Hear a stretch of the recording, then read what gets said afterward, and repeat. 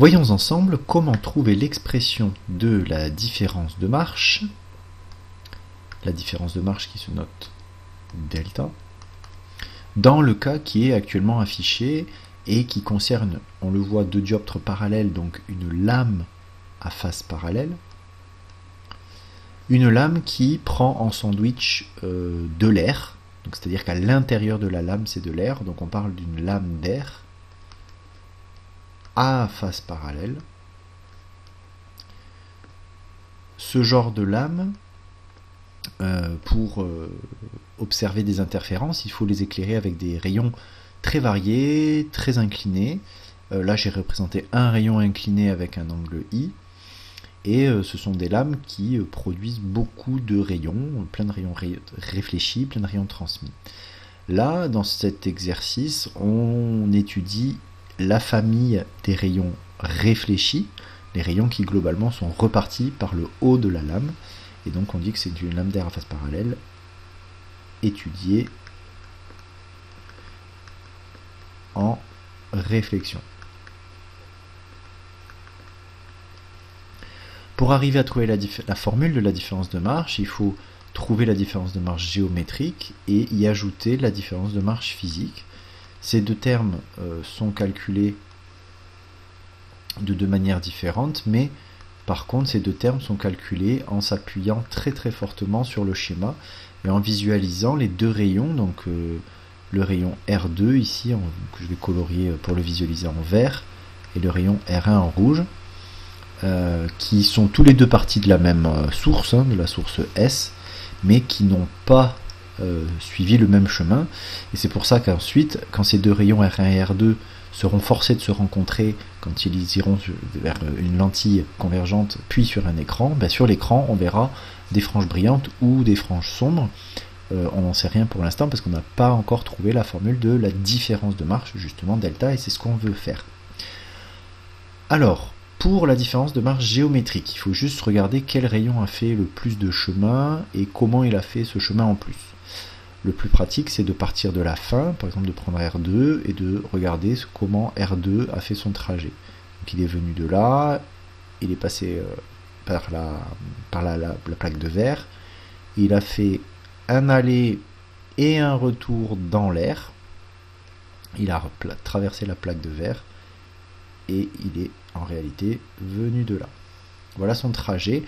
Il a osé rentrer dans la zone d'air à l'intérieur de la lame.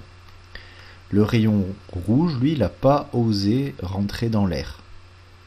Il est allé juste au-dessus, c'est-à-dire qu'il est quand même rentré dans la plaque de verre, mais il n'a pas voulu rentrer dans l'air. Et après, il est venu de là.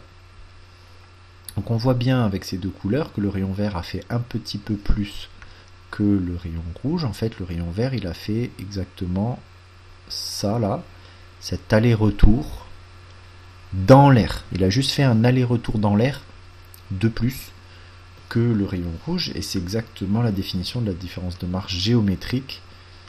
C'est la petite distance qu'a fait le rayon vert, qu'a fait un rayon en plus par rapport à l'autre. Donc cette distance, on pourrait croire que c'est pas très loin d'être un aller-retour 2 fois E, 2 fois l'épaisseur d'air, mais les rayons penchent beaucoup. Et donc c'est pas 2 fois E, c'est plus que ça. On peut corriger la formule, plutôt que 2 fois R, on peut corriger ça en multipliant par le cosinus de l'angle qui est dans la zone concernée. Là en l'occurrence c'est l'angle qui est ici là. Et cet angle, comme il est dans l'air, c'est exactement le même que l'angle d'incidence I. Il n'y a pas de changement. Quand la lumière va aller dans le vert, elle va changer, mais après quand elle va revenir dans l'air, elle va retrouver son rayon, son angle de départ, son angle I. Donc c'est vraiment l'angle I. Donc c'est 2 fois E fois cosinus I, le petit aller-retour. Et il faut aussi multiplier par l'indice dans lequel cet aller-retour est fait. Là il est fait dans l'air, donc indice de l'air qui est égal à 1, on n'est pas obligé de le rajouter. Ça fait 2 fois E fois cos I fois 1, mais bon, on n'est pas obligé de marquer le fois 1. Voilà ce petit aller-retour de plus qu'a fait le rayon vert par rapport au rayon rouge. Pour la différence de marche physique, il faut partir à la recherche des réflexions qui sont particulières. Bon, les réflexions, ça ressemble à ça, c'est des rayons qui ne veulent pas traverser, qui réfléchissent, qui rebondissent. Et la différence de marche physique, souvent, dans ce cas-là, elle fait 0. Sauf pour les réflexions dites vitreuses, dans lesquelles l'indice sur lequel le rayon s'est cogné est plus grand que l'indice de départ. Ça, c'est les réflexions vitreuses, et dans ce cas-là, la différence de marche fait lambda sur 2. Donc c'est elle qu'on cherche, pour le seul moment où ça ne va pas faire 0. Alors on y va pour la différence de marche physique, par exemple, du rayon vert. Le rayon vert, voyons son historique. Il est parti de la source, il est descendu, il a traversé le verre, il a traversé encore la plaque de verre. Donc tout ça c'est des traversées, ça ne m'intéresse pas. Et à un moment, il a rebondi, il a subi une réflexion ici, en un point que je vais appeler J. Donc en J. Et à ce moment-là, il était en fait, quand il s'est cogné sur J, il était tranquillement en train de se promener dans de l'air, il était dans la zone d'air, et poum, il se cogne en J, il refuse d'aller dans le verre, et il repart. Donc en fait, c'est exactement comme s'il se cognait contre une vitre, et il repart. Et c'est donc une réflexion vitreuse. C'est un bel exemple de réflexion vitreuse. Ce qui veut dire que la différence de marche physique de ce rayon vert, c'est lambda sur 2. Après, il repart, hein, il n'y a plus de réflexion, il n'y a que des transmissions, donc pas de problème. Pour le rayon rouge, alors lui, pareil, il est parti de la source, il est descendu, il a bien voulu rentrer dans la plaque de verre, mais il n'a pas voulu rentrer dans l'air, et ici, là où je fais le point, je vais appeler K, il s'est cogné, et puis il est reparti, et après il a fait que des transmissions. Donc il n'y a que en K éventuellement qu'il y a une réflexion vitreuse. C'est une réflexion, regardons-le.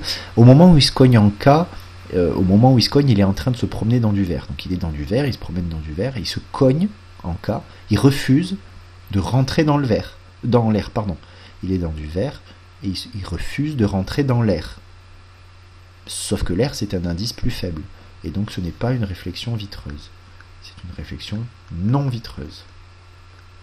Donc la différence de marche physique, c'est 0 pour le rayon rouge. Au final, la différence de marche physique totale, qui est la soustraction en fait entre les deux, hein, c'est soit delta phi 1 moins delta phi 2, c'est-à-dire lambda sur 2 moins 0, c'est-à-dire lambda sur 2, soit on peut faire l'opération inverse, ça fait delta phi 2 moins delta phi 1, c'est-à-dire 0 moins lambda sur 2, ça fait moins lambda sur 2. Donc au final, la différence de marche physique, c'est plus ou moins lambda sur 2. Tout ce travail nous permet ainsi de conclure que la différence de marche d'une lame d'air à face parallèle qu'on étudie en réflexion, la différence de marche est égale à 2 fois E fois cos I, plus ou moins lambda sur 2.